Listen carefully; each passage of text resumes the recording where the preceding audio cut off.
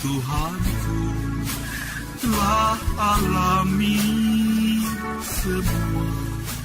Tetapi carilah dahulu kerajaan Allah dan kebenarannya, maka semuanya itu akan ditambahkan kepadamu. Shalom, ikuti program acara Suara Kebenaran bersama hambanya, Pendeta Dr. Erastus Sabdono. Saudara sekalian yang kekasih, pada intinya kekristenan adalah usaha untuk mengubah cara kita memandang hidup ini. Seorang yang menjalani hidup kekristenannya dengan benar akan terus-menerus mengalami transformasi dalam pikirannya, dalam memahami hidup.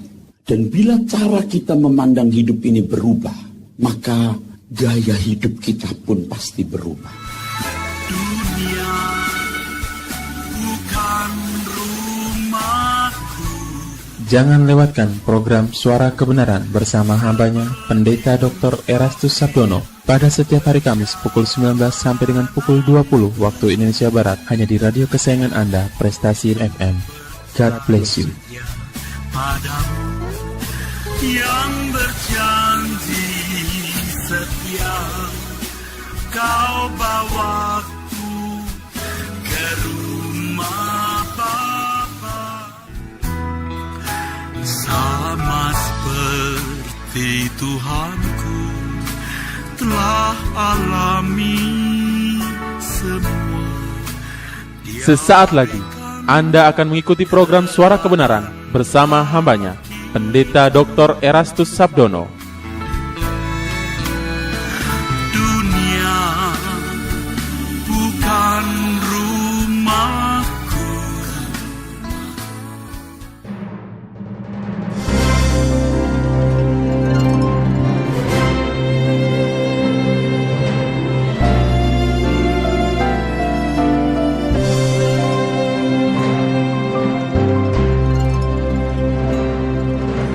Merancang yang kau pandang ku perlu, di luar mampuku untuk mengerti. Shalom, salam sejahtera dalam kasih Tuhan kita Yesus Kristus. Kembali kita berjumpa dalam program yang saya percaya kita nantikan bersama, yaitu program Suara Kebenaran.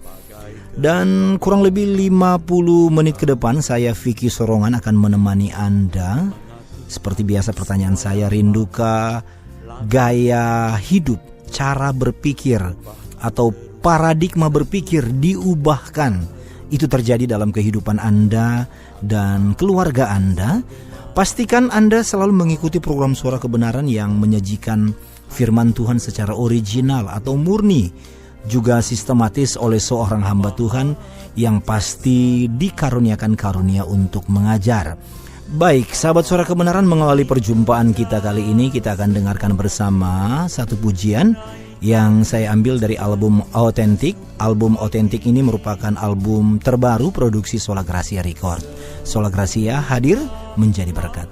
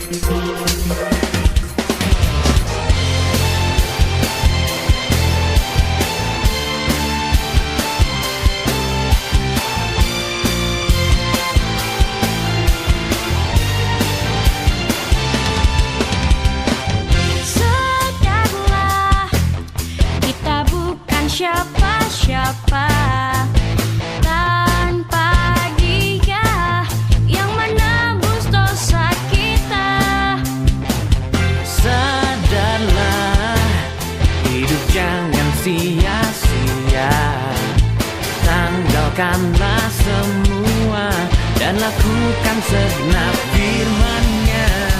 Yesusku, bukan basa-basi lagi di dalam hidupku ini. Tak ada yang ku mau dan ku cari selain Engkau Tuhan Yesusku, bukan basa-basi lagi di dalam hidupku ini.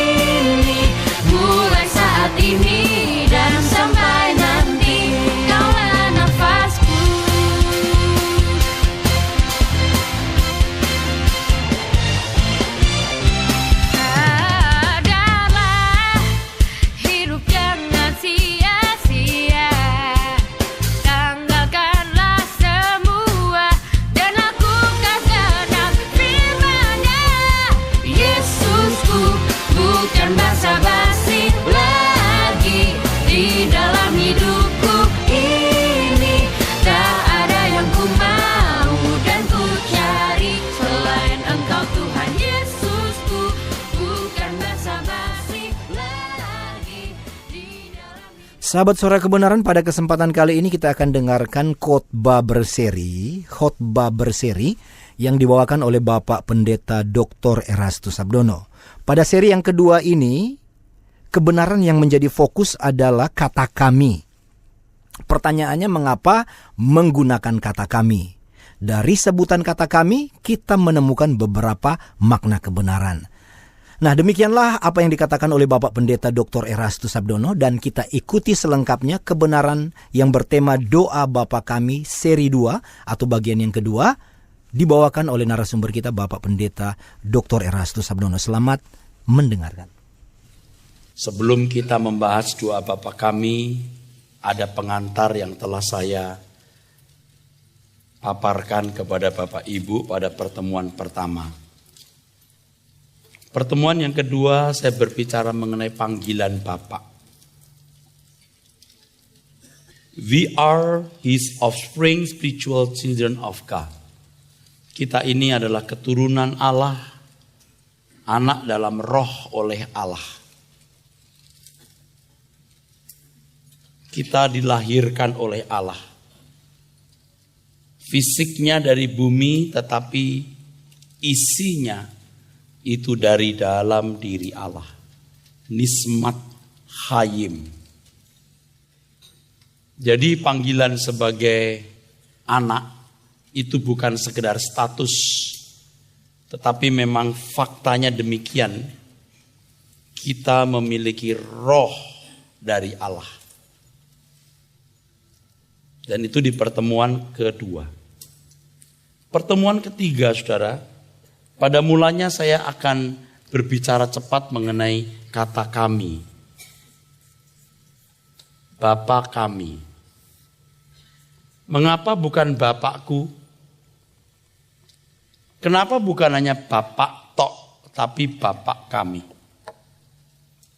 Bapa saja. Tentu ini bukan tanpa maksud. Tuhan yang Maha Bijaksana menaruh kata kami di situ, memuat pesan, pengajaran, dan nasihat yang nilainya pasti dalam. Sebenarnya saya ingin melewatkan saja kata kami itu. Karena saya pikir tidak memuat, tidak mengandung kebenaran yang prinsip. Tetapi dalam pergumulan saya mempersiapkan khutbah ini, saya kagum. Ada pesan yang dalam di balik kata kami ini. Yang tidak akan saudara temukan di buku manapun. Kalau saudara pernah menemukan yang mirip ini, saya pasti tidak menyonteknya. Orisinil saya gumuli. Dan ternyata kata kami itu mengandung 4 kebenaran. Yang pertama, Tuhan Yesus menunjukkan bahwa Bapa adalah Bapa semua orang percaya secara komunitas. Yang kedua, dalam sebutan Bapa kami tersebut terdapat panggilan agar orang percaya saling mengasihi sebagai saudara. Yang ketiga, ini lebih dahsyat, makin ke belakang makin dahsyat. Sebutan Bapa kami menunjukkan bahwa kita menjadi saudara bagi Yesus Kristus. Keempat, sebutan Bapa kami atau sebutan kami untuk Bapa menunjukkan bahwa Ia adalah Bapa segala roh, dan yang paling menakjubkan bahwa kita dengan Tuhan Yesus memiliki sumber yang sama, Bapa. Dan panggilan untuk menjadi saudara bagi yang mulia Yesus Kristus itu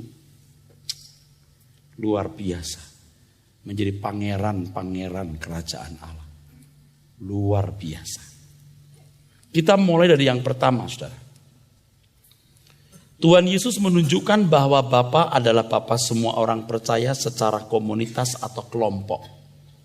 Bukan milik sendiri-sendiri, bukan milik perorangan. Tidak ada orang yang berhak mengklaim bahwa Bapa adalah milik kelompok tertentu atau perorangan.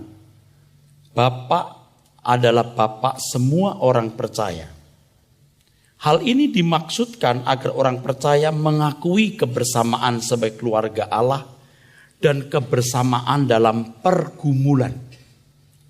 Jadi kalau ada orang-orang Kristen yang tidak memiliki pergumulan yang sama, seperti yang dipikul oleh orang percaya sepanjang abad, dia bukan anak Allah yang sah. Dalam kalimat selanjutnya Tuhan Yesus mengajar menggunakan kata kami. Berikanlah kami makanan kami secukupnya. Ampunilah kami kesalahan kami seperti kami mengampuni orang yang bersalah kepada kami. Janganlah membawa kami, lepaskanlah kami. Kami. Kata kami dalam doa Bapa kami ini mengisyaratkan bahwa orang percaya mengalami pergumulan yang sama dalam pengiringan kepada Tuhan Yesus. Pergumulan yang nanti termuat di dalam doa Bapa kami, soal mengampuni musuh, soal tidak membawa diri ke dalam pencobaan, keinginan-keinginan yang Tuhan tidak kehendaki, dan lain sebagainya. Itu pergumulannya sama.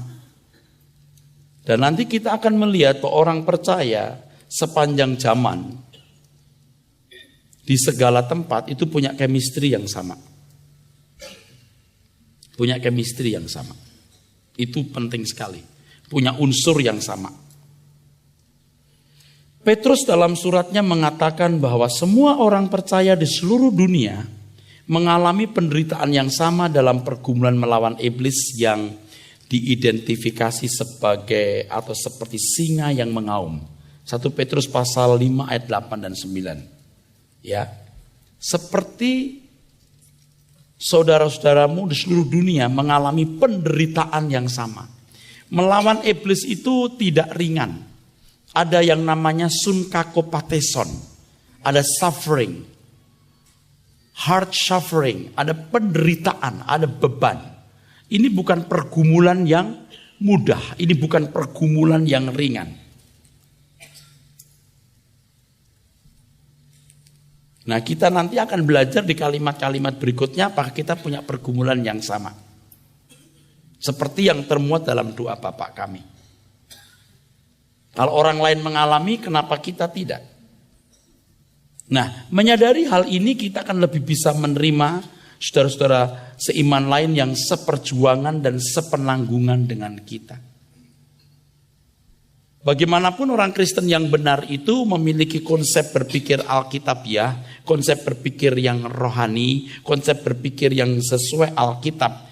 Kalau ketemu biar berbeda gereja, berbeda denominasi, berbeda aliran, pasti nyambung.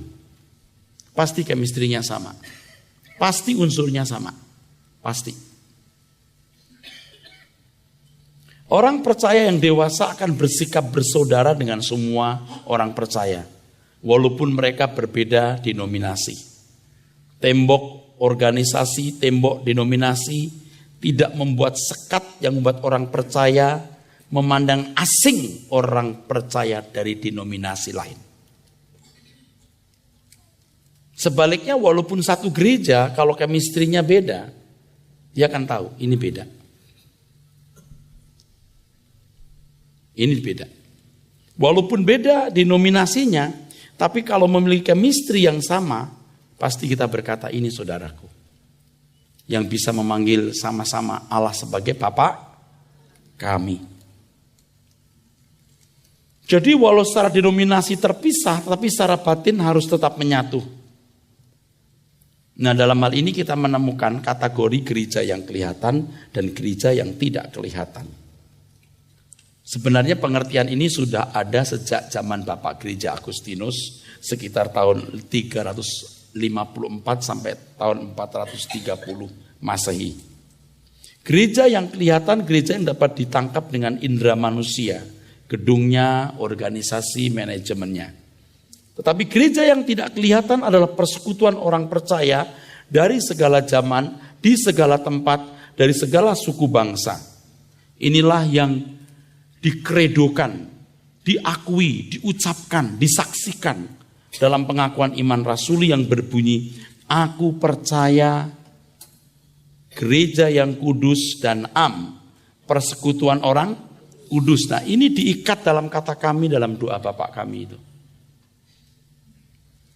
Biar beda gereja, kalau sama-sama betul-betul mengiring Tuhan Yesus, orang punya kesaksian dalam batin. You are my brother. Saudara bisa mengerti maksudnya? Dan ini pasti pengalaman kita, pengalaman konkret. Ini fakta empiris yang kita pasti alami. Ketemu saudara seiman satu gereja, tapi kalau dia bukan saudara sejati. Kalau Paulus menggunakan kata saudara palsu, kalau dia saudara palsu, kita rasa you saudara palsu. Kalau saudara asli itu punya pergumulan yang sama. Punya pergumulan yang sama. Dan nanti kita akan belajar di kalimat-kalimat berikut. Supaya kita bisa memeriksa diri kita, meneliti diri kita. Apakah aku ini anak yang benar, anak yang sah, huios,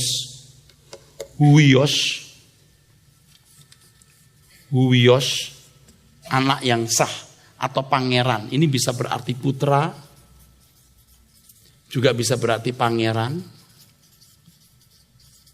atau notos. Notos itu anak yang tidak sah. Di manakah anak yang tidak dididik oleh ayahnya? Dan nanti ternyata di kalimat-kalimat belakang doa Bapak kami ini ada unsur didikan. Supaya jadi pangeran. Bukan jadi notos. Anak haram. Anak haram. Teks aslinya itu anak haram. Anak yang tidak legal. Illegal, anak yang tidak resmi. Pengakuan iman rasuli itu sebenarnya termasuk dari itu menurut yang saya rasakan itu ilham roh. Pasti bapak-bapak gereja menyusun pengakuan iman rasuli itu hebat. Tapi sekarang gereja-gereja sudah jarang ya mengucapkan pengakuan iman rasuli yang dasar, ya, yang orisinil. Di beberapa gereja kan dikembangkan, ada yang jadi 14, 13. Tapi ini fondasinya. Dan di antaranya kalimat ini, aku percaya gereja yang kudus dan am. Am itu artinya umum. Sama dengan kata Katolik. Anda harus bisa membedakan antara Roma Katolik dan Katolik. Katolik itu artinya umum. Semua kita dulu Katolik. Umum, am. Am. Umum. Roma Katolik beda. Yang berpusat di Roma. Saudara sekalian, jadi aku percaya gereja yang kudus dan am, persekutuan orang kudus. Ini pengakuan gereja, pisteuo eklesian. Tentu yang kudus bukanlah gedung atau organisasi denominasinya. Tetapi yang kudus adalah manusianya yang merasa dan mengaku bahwa mereka tergabung dengan semua orang percaya di seluruh belahan dunia di sepanjang abad. Gereja yang am. Yang bersama-sama memanggil Allah sebagai Bapa kami. Gereja yang kelihatan ternyata bisa terpecah-pecah, bahkan bisa konflik. Konflik antar gereja, bahkan antar individu dalam satu organisasi. Konflik antar satu gereja dengan gereja yang lain, bahkan dalam satu denominasi, konflik. Entah karena masalah kepemimpinan ketua sinode, entah karena kebijakan organisasi menyangkut uang atau doktrin, ya. Ini bisa terjadi karena memang di dalam gereja manusianya masih orang berdosa, ya. Picatores, demikian istilah Latinnya. Kita semua picatores. Tetapi gereja yang tidak kelihatan adalah gereja di dalam kepercayaan, gereja dalam persekutuan, dalam kesatuan umat yang telah dibenarkan dan disucikan oleh darah Yesus. Nah, persekutuan ini bisa tidak kelihatan, tetapi ada. Suatu hari kelak nanti dari 4 penjuru angin, kata kitab Wahyu, Tuhan akan mengumpulkan gerejanya. Itu bukan gedung. Tuhan akan kumpulkan gerejanya bukan organisasi, tetapi manusia-manusianya. Dari gereja A, entah berapa persen yang akan diangkat. Anda yakin semua pendeta masuk surga? Tidak, ternyata Yudas tidak. Ternyata di Injil Matius pasal 7 orang yang sudah menyembuhkan, mengadakan banyak mujizat, mengusir setan, bernubuat tidak dikenal oleh Tuhan. Tidak semua pendeta masuk surga, setuju? Apakah semua aktivis majelis gereja pasti masuk surga? Belum tentu. Jemaat apalagi. Jadi saudaraku sekalian, dari sejumlah gereja, misalnya gereja A, gereja B, gereja C, gereja D, mungkin di sini 30% yang diangkat. Ini mungkin 60%. Ini 5%, 50% boleh. Ini 5%. F. Ini mungkin cuma 2%. Oleh sebab itu jangan sombong dengan jumlah anggota. Anggota kami 10.000, tapi berapa persen yang ke surga? Prosentasenya. Nanti di surga baru ketahuan bahwa gereja A dari kloter gereja A. Dari kloter gereja A yang diangkat 30%. Ada gereja yang besar 1%. Gedungnya bagus, jemaatnya banyak, kaya, punya pendidikan umum, pendidikan teologi. Waduh mantep, tapi 1%. Kok bisa begitu? Ya bisa saja, nanti kita lihat saja. Jadi kalau ada pendeta yang bangga dengan jumlah jemaat, kita yang dewasa senyum. Maklum, anak kecil. Nggak ngerti kebenaran. Bukan berapa jumlah anggotamu, tapi berapa persen dari anggotamu yang betul-betul masuk ke dalam keselamatan. Saya harap yang tepuk tangan ini yang tidak kepahitan dalam gereja-gereja besar. Gereja yang tidak kelihatan adalah gereja yang diharapkan dan didesain Tuhan menjadi gereja yang ideal dan sempurna. Ini manusianya. Dari kesempurnaan dan ukuran yang ideal, gereja yang tidak kelihatan akan nyata dalam aplikasi tindakan dan perilaku konkret individu-individu ini. Dan pasti punya chemistry yang sama. Yang diludahin ceprot senyum. Yang cinta Tuhan dan rela menyerahkan nyawanya untuk Tuhan. Chemistry-nya sama. Itu dalam doa Bapa kami yang di belakang, wah luar biasa. Wah hebat. Nanti kita lihat chemistry Anda punya, ada nggak di situ. Jadi jangan sombong. Bahkan kalaupun kita ini seorang pendeta, kalaupun seorang hamba Tuhan bahkan berprestasi dalam pelayanan hebat, jangan sombong. Itu bukan ukuran. Ukurannya adalah apa? Kita memiliki unsur-unsur yang ada pada Tuhan. Pokok anggur, kita carangnya. Dan dari carangnya menghasilkan buah. Dan buah-buah ini pasti punya unsur yang sama karena dari satu carang. Walaupun berbeda-beda. Dari gereja A, gereja B, gereja C, gereja D, gereja G, gereja F. Kalau Anda berasal dari satu gereja, ya nanti kasih tahu gembala sidang, Om. Yang penting saya kira prosentase, Om. Kalau berkata, kamu ngajarin aku ya? Enggak, Om, cuman saya dapat aja kulaan dari ini suara kebenaran. Memang pembedaan gereja yang kelihatan dan yang tidak kelihatan ini hendaknya hanya menjadi alat bantu kita untuk menunjukkan kenyataan adanya gereja dalam arti fisik, organisasi, ya, gedung, dan gereja dalam arti persekutuan orang percaya dengan karakteristiknya yang unik. Ini karakteristik Tuhan Yesus. Keduanya memang tidak dapat dipisahkan, tapi juga tidak dapat dilebur. Untuk memahami hal ini, gereja yang kelihatan dapat dikategorikan sebagai realitas dunia, menyangkut fisik dan organisasi. Adapun gereja yang tidak kelihatan dikategorikan realitas rohani.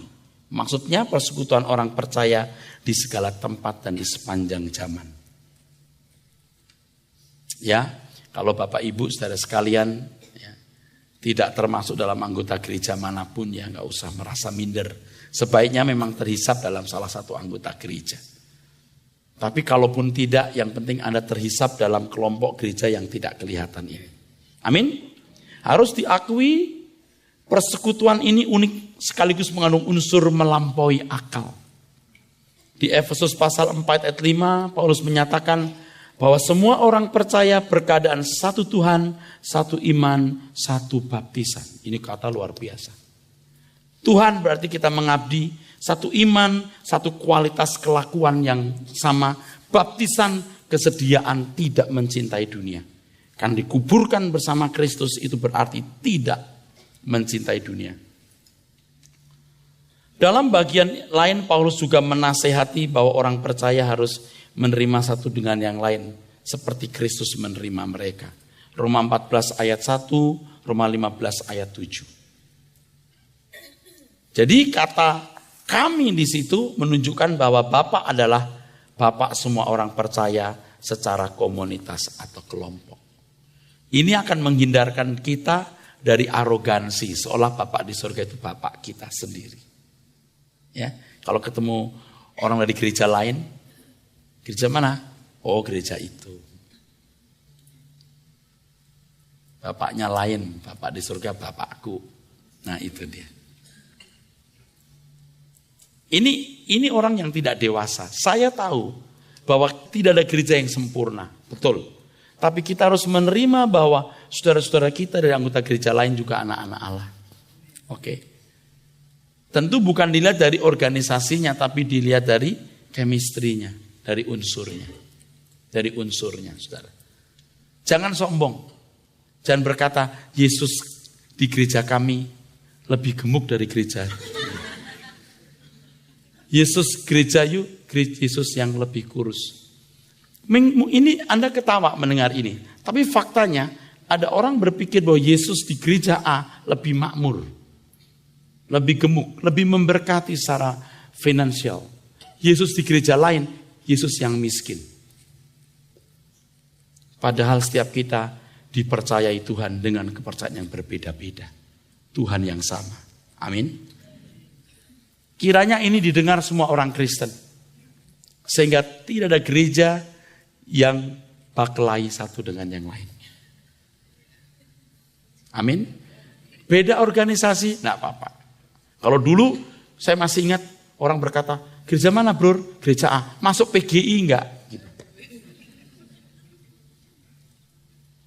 Akhirnya orang karismatik bikin lagi persekutuan gereja lain. PGPI. Yang lain bikin lagi gereja Injili. Nah udah. Itu kebanggaan dulu. Makanya ada gereja A dalam kurung anggota PGI. Maksudnya apa? Biar tidak ada tulisan anggota PGI atau PGPI atau yang lain. Anggota kerajaan surga. Cukup, nggak usah ditulis. Gereja yang tidak kelihatan yang diangkat. Ya saya harap hamba-hamba Tuhan yang mendengar kata-kata saya ini menjadi malu. Kok bangga sih? Apa sih maksudnya yang begitu? Resmi dan sah di mata manusia, keren dan bernilai di mata manusia, belum tentu di mata Tuhan. Bahkan apa yang dikagumi manusia dibenci oleh Allah. Yang kedua, dalam sebutan Bapak kami, kata kami untuk Bapak tersebut terdapat panggilan agar orang percaya saling mengasihi sebagai saudara. Wah ini paling berat. Kalau di gereja mudah mengatakan, ku kasih kau dengan kasih Tuhan. Begitu keluar dari gereja, baru mau keluar gerbang, rebutan tempat. Keluar dari ruang parkir, siapa duluan? Sudah buka jendela berkata, lu punya mata lihat gak? Coba, udah guru. Nggak rela kasih orang lain. Kulihat di wajahmu, kemuliaan raja. Ku tak pandang dari suku bangsa mana. Ini tidak mudah, ngomong gampang. Tuhan Yesus menyatakan bahwa orang percaya harus saling mengasihi. Dengan demikian mereka menunjukkan sebagai murid-muridnya. Yohanes 13 ayat 34 sampai 35. Dengan demikian mereka tahu engkau murid-muridku. Mengasihi saudara menurut Tuhan Yesus harus sampai tingkat menyerahkan nyawa. Itu berat. Kita baca yang ini, yang berat ini kita baca. Yohanes pasal 15 ayat 12 sampai ayat yang ke-14. Ayat yang ke-12 berbunyi demikian. Inilah perintahku, yaitu supaya kamu saling mengasihi, seperti aku telah mengasihi kamu. Seperti aku telah mengasihi kamu, seperti aku telah mengasihi kamu. Bukan seperti yang lain. Terus? Tidak ada kasih yang lebih besar daripada kasih seorang yang memberikan nyawanya untuk sahabat-sahabatnya. Memberikan nyawa untuk sahabat. Terus? Kamu adalah sahabatku, jikalau kamu berbuat apa yang kuperintahkan kepadamu. Oke. Bapak Ibu tahu, dalam persahabatan di dunia ini kita sering menemukan seseorang berani mati untuk sahabatnya. Nah, saya mau tanya, apakah Anda berani mati untuk sahabat Anda yang bernama Yesus Kristus? Nggak ada yang amin. Apakah ada orang di sini? 1 Yohanes 3 ayat 16. 1 Yohanes pasal yang ketiga ayat 16 berbunyi demikian. Demikianlah kita ketahui kasih Kristus, yaitu bahwa Ia telah menyerahkan nyawanya untuk kita, jadi kita pun wajib menyerahkan nyawa kita untuk saudara-saudara kita. Salah baca nggak tuh Pak? Coba ulangi Pak, kayaknya mereka dengan wajah tanpa dosa. Saya senang dengan ada kata wajib di sini. Setuju? Pak, kayaknya ini nggak siap dengar khutbah ini Pak. Coba baca lagi Pak. Berbunyi demikian. Demikianlah kita ketahui kasih Kristus, yaitu bahwa Ia telah menyerahkan nyawanya untuk kita, jadi kita pun wajib menyerahkan nyawa kita untuk saudara-saudara kita. Saudara jelas di situ wajib. Namanya wajib itu mesti. Orang bilang kudu. Mesti. Harus. Alkitabiah enggak? Alkitabiah. Ternyata bukan hanya mengasihi Tuhan dengan segenap hati. Tapi 1 Petrus 1 ayat 22 pun mengatakan, hendaklah kamu bersungguh-sungguh saling mengasihi dengan segenap hati. Oke, sekarang Bapak Ibu lihat saya.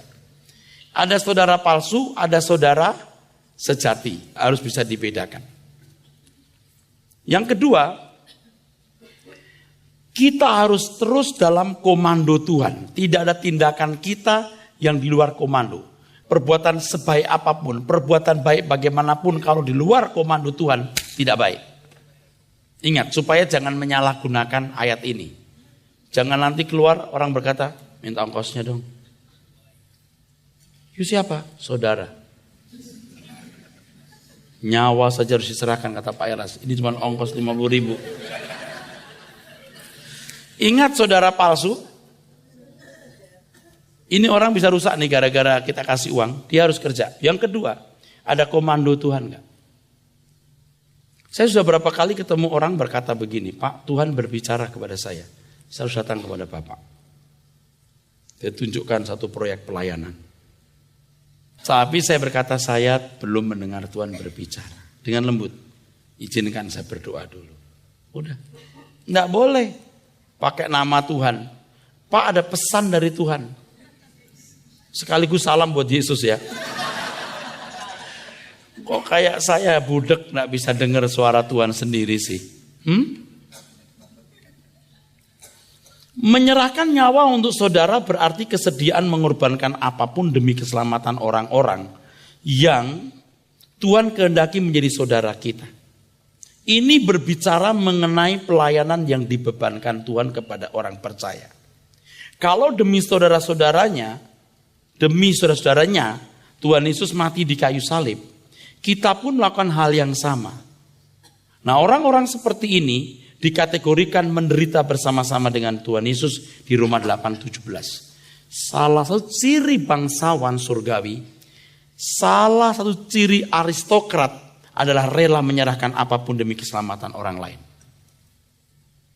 Saya baru pulang dari Kalimantan, 3 jam dari Pontianak, daerah Singkawang.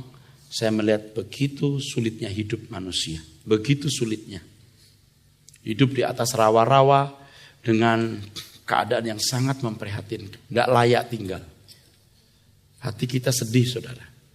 Ya, anak-anak mereka kita mau bantu sekolah. Nah, kita punya kesempatan. Untuk itu kita mau pertaruhkan hidup kita. Jadi konsekuensi memanggil Bapak dengan tambahan kami adalah bahwa harus peduli terhadap keselamatan orang lain yang bisa menjadi saudara-saudara kita. Ini menunjukkan bahwa sebagai orang yang memanggil Allah Bapa, kamu punya saudara atau mereka yang harus menjadi saudara. Siapakah sesamamu manusia itu? Mereka yang membutuhkan pertolongan. Ini beban pelayanan yang harus kita tunaikan dengan mengorbankan apapun yang ada pada kita. Dari tenaga, perasaan, waktu, harta, sampai nyawa kita. Oleh sebab itu betapa naifnya orang percaya yang memanggil Bapak dengan tambahan kami, kalau tidak memperdulikan keselamatan saudara-saudara yang lain. Kecuali itu saudara palsu atau tidak mau jadi saudara. Banyak orang yang mau diaku sebagai saudara. Aku gak ngerti keselamatan. Aku gak bisa baca tulis. Anakku gak punya masa depan. Apakah ada orang yang mau jadi saudaraku? Kita jawab, aku saudara. Nangkep saudaraku? Amin. Kalau saudara mau memanggil Bapak di surga sebagai Bapak kami, konsekuensinya kita punya saudara yang harus kita topang. Ingat, saudara palsu dan yang kedua, komando. Komando. Ongkos 50.000. Saya tidak dapat komando. Tapi jangan karena pelit selalu bilang gak ada komando.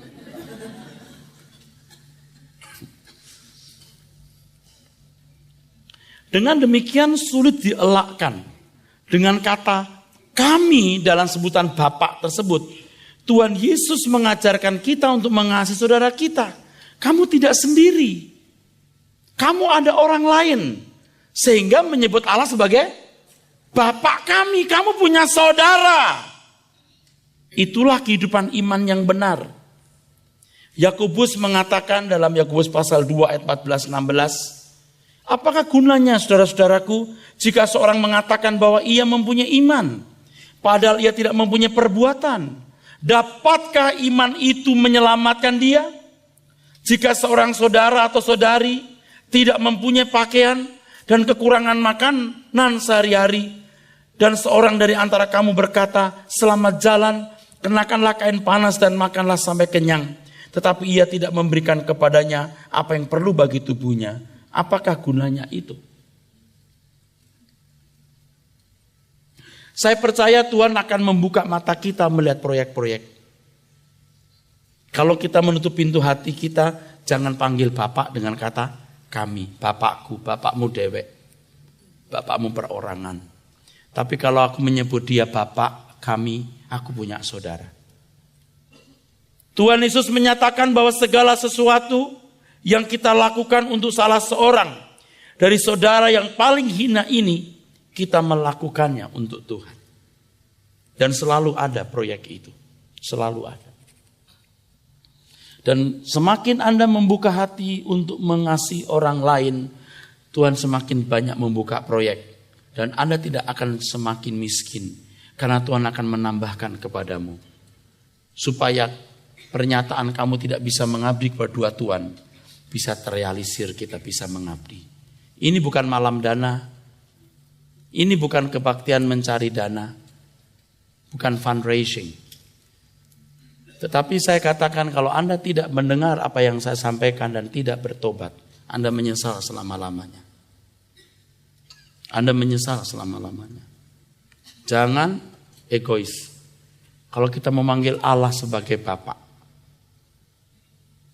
kita harus peduli dengan orang-orang lain. Tetapi sungguh sangat sulit untuk memiliki hati seperti ini. Memiliki beban terhadap penderitaan orang lain. yang disebut sebagai kami. Tetapi melalui perjalanan iman yang serius dengan Tuhan, yaitu melalui belajar firman Tuhan, bersekutu dalam doa, pergumulan hidup setiap hari, dan bergaul dengan orang-orang yang mengasihi Tuhan, di mana Anda bisa mendapatkan impartasi, induksi, transfer spirit, Anda bisa memiliki pikiran perasaan Kristus ini. Jadi ketika kita berkata Bapa kami, Anda harus berpikir di sebelahmu ada orang lain. Anda tidak sendiri. Dan kalau ada orang lain di sekitarmu, Tuhan berkata kasih saudaramu. Kita tidak boleh egois. Cari proyek dan katakan, Tuhan, siapa saudaraku? Naif sekali kalau selama ini kita memanggil Bapak itu dengan kata kami, tapi kita tidak merasa ada orang lain di sekitar kita. Miskin sekali, saudara. Miskin sekali. Miskin sekali. Naif, dangkal. Ketiga, sebutan Bapak kami menunjukkan bahwa kita menjadi saudara bagi Tuhan Yesus Kristus. Ini luar biasa. Dalam Roma 8 ayat 29 dikatakan, sebab semua orang yang dipilihnya dari semula, mereka juga ditentukannya dari semula untuk menjadi serupa dengan gambaran anaknya, supaya Yesus anaknya itu menjadi yang sulung di antara banyak saudara. Mari baca ulang, Pak. Ayat yang ke-29, sebab semua orang yang dipilihnya dari semula, mereka juga ditentukannya dari semula untuk menjadi serupa dengan gambaran anaknya, supaya anaknya itu menjadi yang sulung di antara banyak saudara.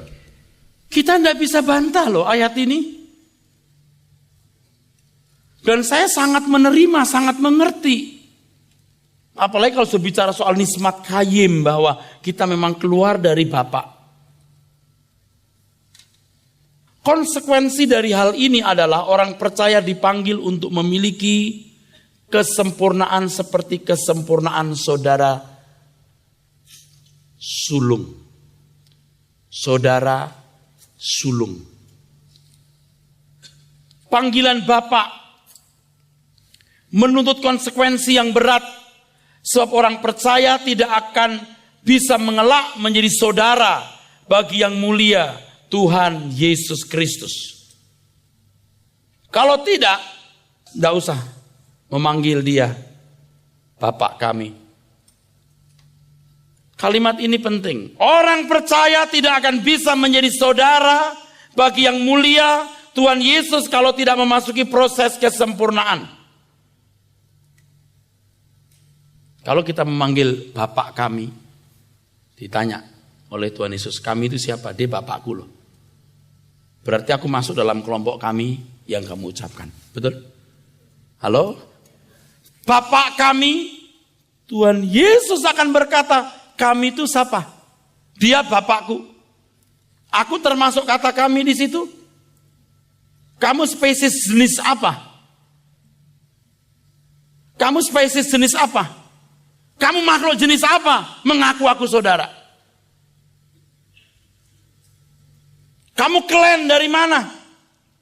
Kamu marga apa? Kamu jenis apa ini? Makhluk jenis apa yang mau menyamakan diri denganku? Wah, hebat tuh, sebutan kami itu luar biasa. Orang percaya tidak akan bisa menjadi saudara bagi yang mulia Tuhan Yesus Kristus kalau tidak memasuki proses kesempurnaan. Itulah sebabnya Yohanes 1:12 mengatakan, yang menerimanya diberi kuasa supaya menjadi anak-anak Allah. Allah Bapa mengerti bahwa keadaan kita jauh dari sempurna. Kita tidak bisa berkategori sebagai saudara, marga, klan, satu komunitas dengan yang mulia Tuhan Yesus Kristus. Maka Tuhan memberikan kuasa, eksausia, hak. Right. Nah, kuasa ini harus dimanfaatkan. Penebusan oleh darah Yesus. Roh Kudus meterai yang membawa kita kepada segala kebenaran. Injil kerajaan surga yang menyelamatkan. Injil adalah kuasa Allah yang menyelamatkan. Roma 1:17. Dan penggarapan Allah. Allah turut bekerja dalam segala sesuatu mendatangkan kebaikan bagi. Ayat 28 dibaca dulu. Pasti ke sini loh. Roma 8, 28, baru 29. Ayat yang kedua, ayat yang ke-28. Roma 8. Ayat ke-28 berbunyi demikian. Kita tahu sekarang bahwa Allah turut bekerja dalam segala sesuatu untuk mendatangkan kebaikan bagi mereka yang mengasihi Dia, yaitu bagi mereka yang terpanggil sesuai dengan rencana Allah. Terus, sebab semua orang yang dipilihnya dari semula, mereka juga ditentukannya dari semula untuk menjadi serupa dengan gambaran anaknya, supaya ia, anaknya itu menjadi yang sulung di antara banyak saudara. maka Bapa di surga menggarap kita lewat segala kejadian. Dan ketika saya mempersiapkan khotbah ini, sungguh jiwa saya tergetar. Kalau aku boleh menjadi satu dari pangeran-pangeran kerajaan Allah. Dan Dia Maha Pangeran menjadi yang sulung dari semua saudara-saudaranya. Tuhan Yesus adalah anak tunggal Bapa. Yohanes 1 ayat 14, Yohanes 1 ayat 18, Yohanes 3 ayat 16. Kata tunggal dalam teks aslinya adalah monogenes. Monogenes. Ini cuma satu. Monogenes. The only begotten child. Hanya satu-satunya. Kata tunggal ini bisa berarti tiada duanya. Tidak ada yang menyamai Dia. Memang Dia adalah anak, Allah anak. Yang bersama-sama dengan Bapa sebelum dunia dijadikan. Dan dunia diciptakan oleh Dia. Bersama-sama dengan Bapa. Dia adalah Allah dan Tuhan sendiri. Untuk kemuliaan Bapa. Yesus itu Allah. Tuhan bagi kemuliaan Bapa. Nah, oleh keselamatan dalam Yesus Kristus kita menjadi saudara bagi Dia. Artinya Allah anak menjadi manusia dan dalam segala hal disamakan dengan kita, dengan tubuh sama seperti kita. Roh yang dimiliki ini monogenes, tidak ada duanya. Ini Allah anak. Dia punya tubuh seperti tubuh kita. Nah, roh yang ada pada kita juga roh dari Allah, tapi bukan monogenes. Ini unggul. Ini luar biasa, saudaraku. Dengan penjelasan ini tidak mengurangi hormat, kekaguman kita kepada Tuhan Yesus Kristus. Sebagai Tuhan, majikan dan Allah kita. Nah, kenyataan penjelasan saya ini diteguhkan oleh tulisan Paulus yang mengatakan, keluarlah kamu dari antara mereka, pisahkanlah dirimu dari mereka, firman Tuhan, dan janganlah menjamah apa yang najis, maka aku akan menerima kamu, dan aku akan menjadi bapakmu, dan kamu akan menjadi anak-anakku laki-laki dan perempuan, demikianlah firman yang maha kuasa. Maka tadi saya katakan, orang percaya tidak akan bisa menjadi saudara bagi yang mulia kalau tidak memasuki proses kesempurnaan. Tinggalkan yang najis. Miliki karakter Kristus. 2 Korintus 6 ayat 17-18 yang tadi saya baca, saudaraku sekalian. Coba kita baca supaya kita lebih memahami. Silakan Pak. 2 Korintus pasal 6, 17-18. Ayat yang ke-17 berbunyi demikian. Sebab itu, keluarlah kamu dari antar mereka, dan pisahkanlah dirimu dari mereka, firman Tuhan, dan janganlah menjamah apa yang najis, maka aku akan menerima kamu. Dan aku akan menjadi bapakmu, dan kamu akan menjadi anak-anakku, laki-laki dan anakku perempuan. Demikianlah firman Tuhan yang Maha Kuasa. Tuhan Yesus berkata, siapakah saudara-saudaraku? Matius 12, 48-50, mereka yang apa? Mendengar firman Tuhan dan melakukan. Siapa saudaraku yang punya satu chemistry, satu unsur dengan aku, melakukan kehendak Bapa. Makananku adalah melakukan kehendak Bapa. Jadi kalau kita memanggil Allah dengan sebutan kami, Bapa kami, kita mau satu chemistry dengan Tuhan. Saya mau tanya, Anda pantas gak memanggil Allah Bapa kami? Kok jadi makin sulit ini? Benar apa yang saya katakan? Benar yang saya katakan? Benar, ini Bapaknya Tuhan Yesus. Kalau kita memanggil dia Bapak kami, saudara dengan Yesus. Dan Tuhan pun juga tidak menolak kok.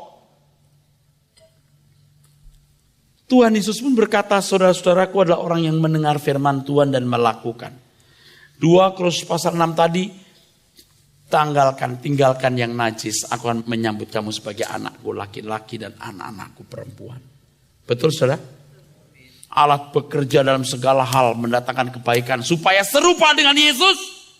Kalau serupa, Yesus menjadi yang sulung. Serupa dulu. Dia yang sulung.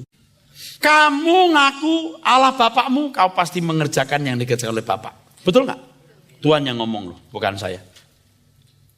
Itu ketiga. Keempat, sebutan kami untuk Bapak menunjukkan bahwa Bapak adalah Bapak segala roh. Dan di sini yang menakjubkan adalah kita memiliki sumber yang sama dengan Tuhan Yesus Bapa di surga. Kita baca sekarang Ibrani 12 ayat 9 dulu. Ibrani pasal yang ke-12 ayat yang ke-9 berbunyi demikian. Selanjutnya dari ayah kita yang sebenarnya kita beroleh ganjaran dan mereka kita hormati. Kalau demikian, bukankah kita harus lebih taat kepada Bapa segala roh supaya kita boleh hidup? Dia Allah Bapa itu Bapa segala roh. Tapi tadi mungkin saudara meragukan ucapan saya. Ketika saya mengatakan yang menakjubkan adalah bahwa kita memiliki sumber yang sama dengan Tuhan Yesus, yaitu Bapa di surga. Oke, yang ini kalau ada ragu-ragu kita buka ayat Alkitab. Ibrani 2 ayat 11. Ayat yang ke-11 berbunyi demikian. Sebab ia yang menguduskan dan mereka yang dikuduskan, mereka semua berasal dari satu. Itulah sebabnya ia tidak malu menyebut mereka saudara. Coba baca lagi. Sebab ia yang menguduskan dan mereka yang dikuduskan, mereka semua berasal dari satu. Itulah sebabnya ia tidak malu menyebut mereka saudara. Mereka semua berasal dari satu. Itulah sebabnya ia tidak malu menyebut mereka saudara. Ia yang menguduskan dan mereka yang dikuduskan berasal dari satu. Coba hebat banget ya. Masih bersama saya saudara? Jadi ini ya, manusia ya saudara. Ini tubuhnya memang dari tanah. Tetapi unsur kehidupan yang ada di dalam diri manusia itu, yang menggerakkan dia ini nismat kayim dari Allah. Makanya tidak ragu-ragu Alkitab mengatakan kita ini man of God. Ada satu pernyataannya dalam satu tulisan. You are his offspring, spiritual children of God. Kamu keturunan dari dia. Anak rohani. Anak rohani Allah.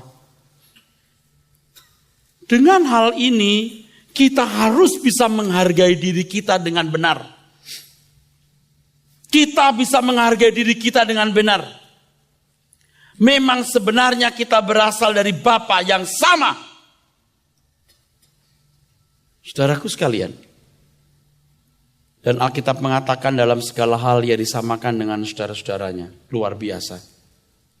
Kenapa bisa begitu? Coba dibaca Ibrani pasal 2. Ayat 17. Ayat yang ke-17. Itulah sebabnya, maka dalam segala hal ia harus disamakan dengan saudara-saudaranya, supaya ia menjadi imam besar yang menaruh belas kasihan dan yang setia kepada Allah untuk menamaikan dosa seluruh bangsa. Saya mengatakan ini bermaksud, kalau Tuhan Yesus dengan tubuh seperti kita mampu menang, kita juga bisa menang. Jangan punya mental block. Jangan mendengar iblis berkata, kamu manusia yang penuh kelemahan dan kekurangan. Lalu kita tidak merasa mampu untuk bisa mencapai level kesucian seperti yang dikehendaki oleh Allah. Kalau Tuhan Yesus berkata kamu harus sempurna seperti Bapa di surga sempurna, tidak mungkin Tuhan memberikan perintah yang kita tidak bisa melakukannya. Tidak mungkin. Ini kabar baik. Amin. Dengan pernyataan Bapa kami, maka kita bisa menerima bahwa firman-Nya untuk menjadi sempurna bukan omong kosong. Filipi 2 ayat 5-7. Ayat yang kelima berbunyi demikian. Hendaklah kamu dalam hidupmu bersama menaruh pikiran dan perasaan yang terdapat juga dalam Kristus Yesus. Dalam bahasa Inggris, terjemahan asli Yunani digunakan kata attitude, sikap hati. Kamu bisa punya sikap hati seperti dia. Bisa. Terus? Yang walaupun dalam rupa Allah, tidak menganggap kesetaraan dengan Allah itu sebagai milik yang harus dipertahankan, melainkan telah mengosongkan dirinya sendiri dan mengambil rupa seorang hamba dan menjadi sama dengan manusia. Ketika kita memanggil Allah Bapa kami, menjadi kekuatan yang menggelora dan bisa membara di hati kita, bahwa kita mampu mengenakan pikiran perasaan Kristus. Mampu memiliki pikiran perasaan Allah. Jangan sampai kita kalah sebelum perang. Ini akan membangkitkan gairah kita untuk mengisi hari-hari hidup kita yang singkat di bumi ini, supaya sampai pada akhirnya kita mampu menjadi seperti yang Dia inginkan. Kejar ketinggalan saudara. Kejar ketinggalan saudara.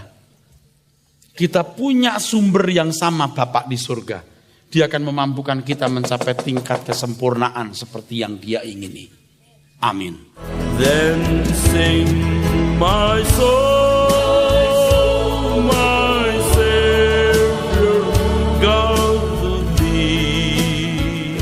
Puji Tuhan, sahabat Suara Kebenaran, kita telah diberkati oleh kebenaran firman Tuhan yang dibawakan oleh Bapak Pendeta Dr. Erastus Sabdono. Dan dengan demikian usai sudah program Suara Kebenaran hari ini.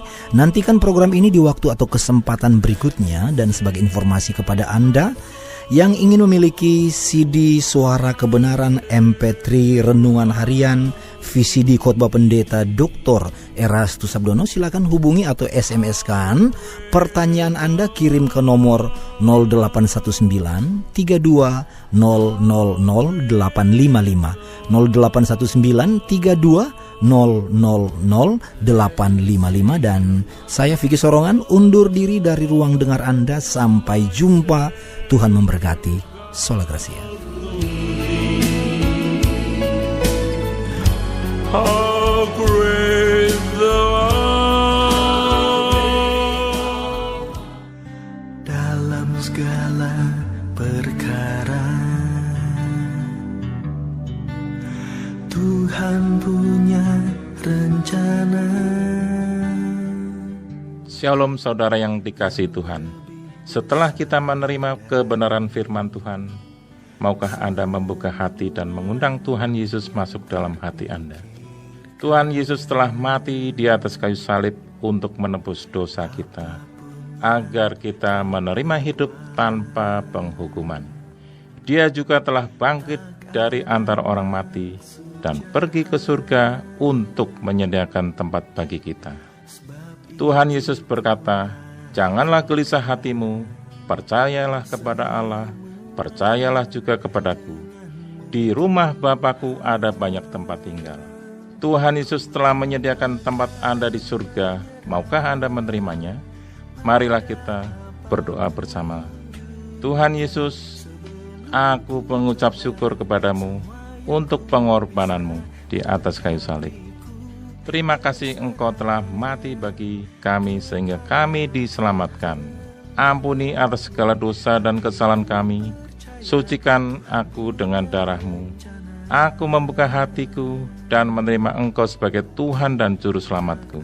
Terima kasih Tuhan Yesus atas keselamatan yang Engkau berikan bagi kami. Di dalam nama Tuhan Yesus, amin. Terpujilah Tuhan pada hari ini, keselamatan kekal telah menjadi milik Anda. Hiduplah dalam terang kebenaran firman Tuhan. Berdoalah setiap hari dan percayalah Roh Kudus akan menuntun hidup Anda dalam kebenaran. Amin. Sebelum ku coba semua yang ku bisa. Sama seperti Tuhanku telah alami semua. Terima kasih Anda telah mengikuti program Suara Kebenaran yang telah disampaikan oleh hambanya, Pendeta Dr. Erastus Sabdono. God bless you.